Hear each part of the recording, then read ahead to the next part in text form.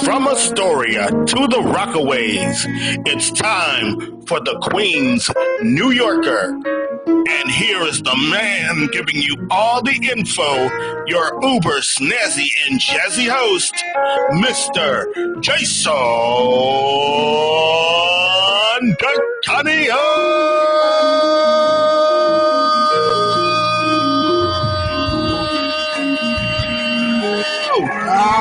Thank you. Thank you very much. Oh, what a group. Oh, you're so kind. Thank you, Jason Kelly. Oh, yeah. Whoa. What a group. Thank you. Wow. Oh, you're too kind. Thank you. Yes. Oh, boy. We welcome you to another edition of the Queen's New Yorker right here on YouTube. It is episode number 54 on this Thursday, February 20th, 2020. And, folks, we are just climbing the ladder board right now with more views than ever before. And I don't know if you've visited the YouTube channel lately, but I just made a new YouTube channel art for our channel. It is up there right now. It looks beautiful, and I would like some great comments on it because that's, one of the things that I'd like to hear from you about is that in particular. So once you get an idea or have seen the new logo for the show, because this is it, this is the new logo, we're going to be taking it to that new level, and I'm just excited about it. So, we'll hopefully take it down to that point and, take it from there. On the flip side of everything, as we always have a flip side, we have a great show for you today. We have Jackson Heights. We're looking at some places of interest because we covered most of Astoria, so we're moving to the next neighborhood to look at some places of interest. I have two for you today. But before we even get to that, we have to give you our analytics, our stats, and tell you what's been going on.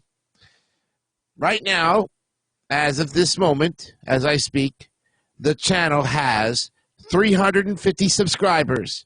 Total views, 2,228.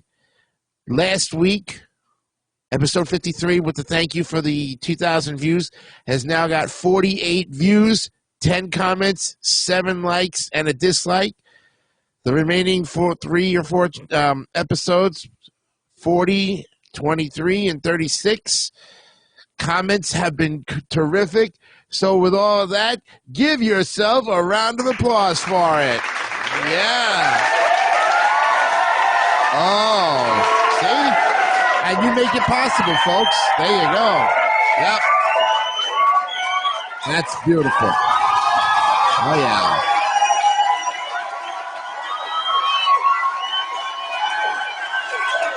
This is a lively audience today. Love it. Very good. Yep.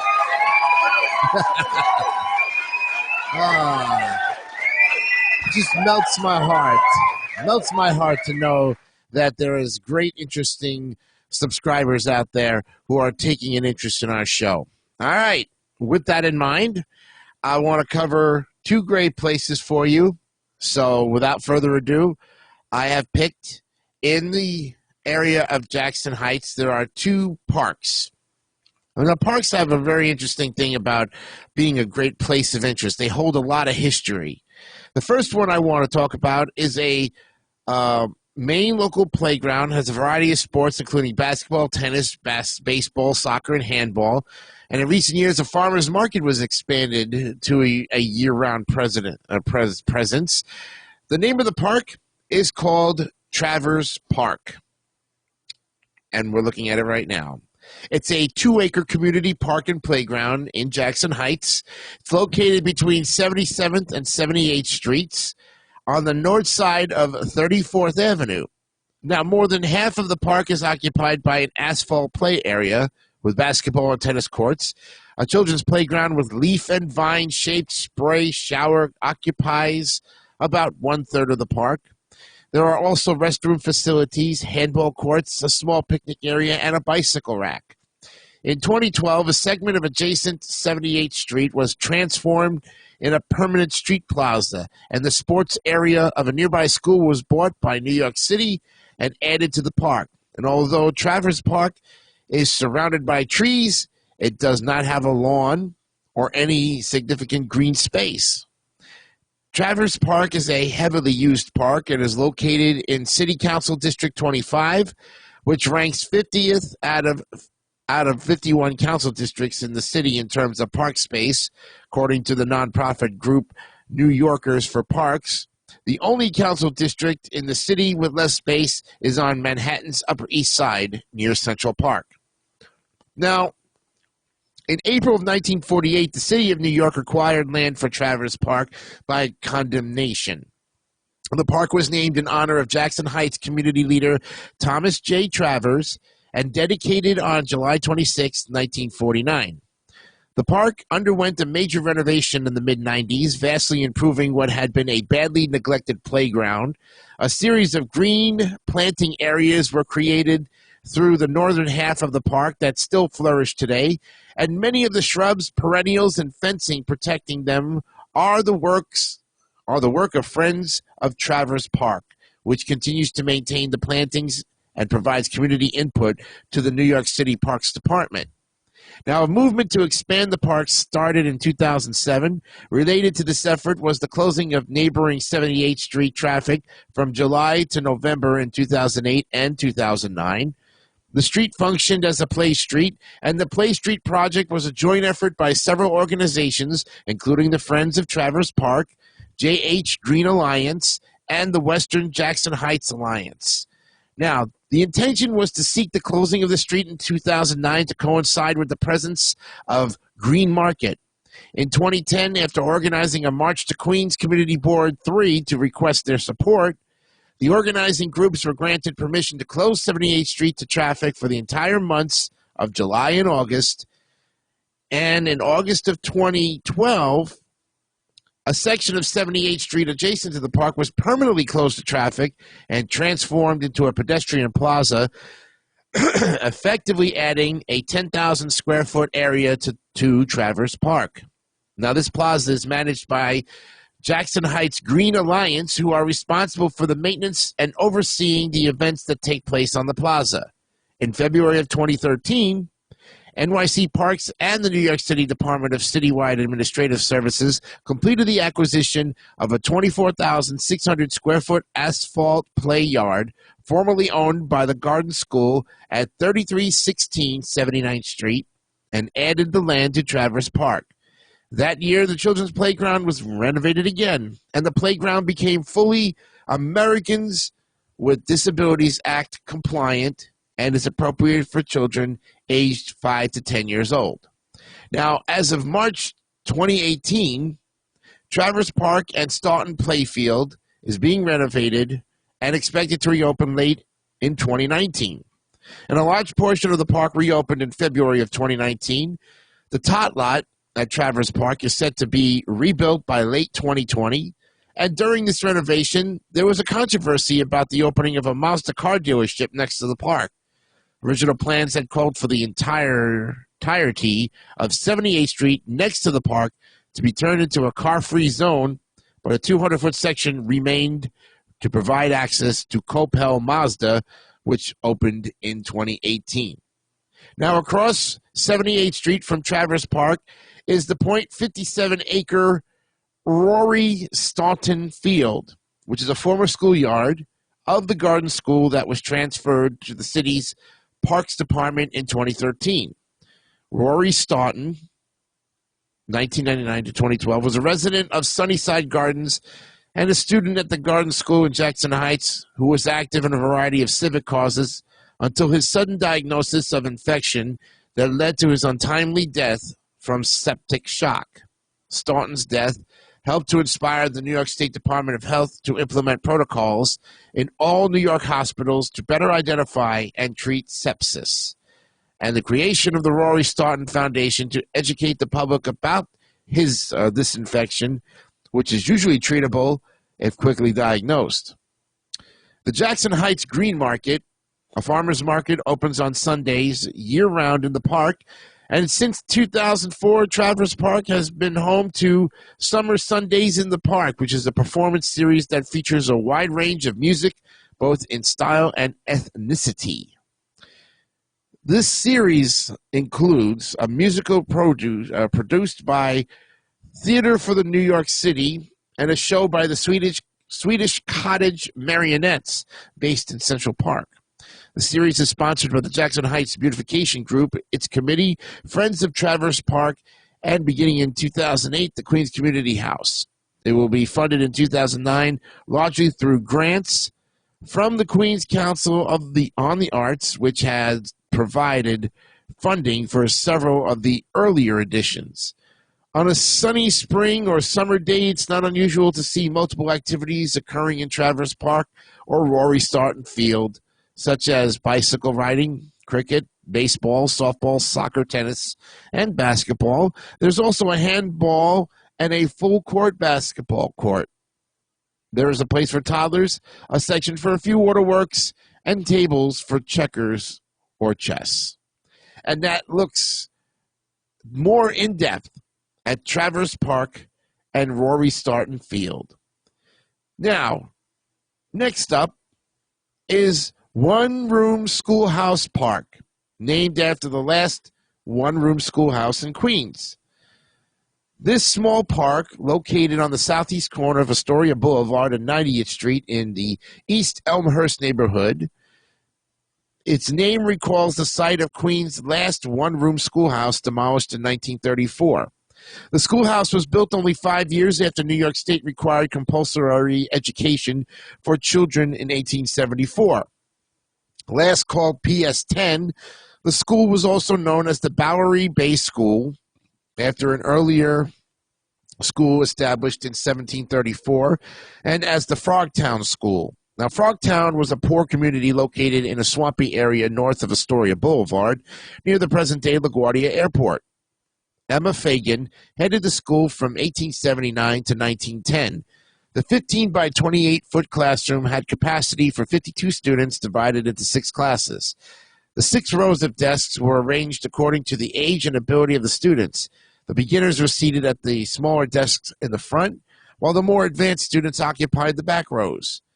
In the center of the classroom, a stove with a pipe extending to the roof that kept the space warm during winter. By 1910, the expanding needs of immigrant populations and the reform movement that created the public education system had rendered one-room schoolhouses obsolete. This schoolhouse closed in 1925, but a temporary school building was still in use at the site when Parks acquired the .14-acre property from the Board of Education in 1934. Increased population in the neighborhood necessitated the construction of a new playground that opened to the public in December of 1935. Subsequent decades saw the playground transformed into a sitting area. And in 2015, the City Council allocated funding for the restoration of this park. The redesign of the park will commence following informational sessions to incorporate public input on the park's features. And that is a look at 2 interesting parks, Traverse Park and one-room Schoolhouse Park. Next time on the program, which will be this Saturday coming up, we'll now delve into the next part of, or the next city in Queens for places of interest. Let me pull it up here and give you a little bit of where we're going in the next city. So we've already covered Astoria and Jackson Heights. Next up will be Long Island City. And our places of interest will take us to things like the 45th Road, Courthouse Square Station, the Long Island City Courthouse Complex, Let's see, where else are we going to be looking at?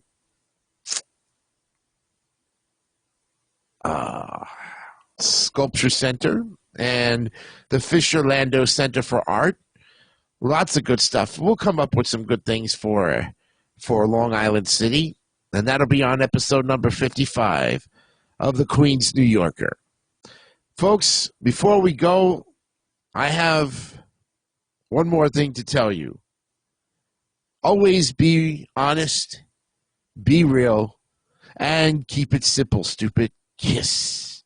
And never, ever lower your standards down to a nut monkey. We'll see you the next time. I'm Jason DeCanio for the Queen's New Yorker right here on YouTube. Have a great night, everybody. We'll see you the next time. You have been watching the Queen's New Yorker. This is Jason Kelly on a Jason DeCanio internet presentation. Thank you for your support.